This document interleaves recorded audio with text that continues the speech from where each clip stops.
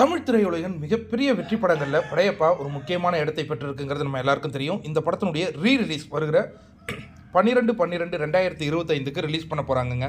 பல திரையரங்குகளில் இந்த திரைப்படம் ரிலீஸ் ஆக போகுது உலகம் முழுவதும். இப்போ படையப்பா திரைப்படத்தின் அனுபவங்களை பகிர்ந்து கொள்ள இருக்கின்றார் சூப்பர் ஸ்டார் ரஜினிகாந்த் அவர்கள் அப்படின்னு சௌந்தர்யா ரஜினிகாந்த் அவர்கள் ஒரு வீடியோ வெளியிட்டிருக்காங்க.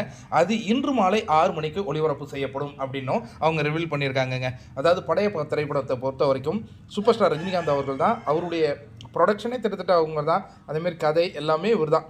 அதுக்கப்புறம் அதை KS ரவிக்குமார் டைரக்ட் பண்ணார்.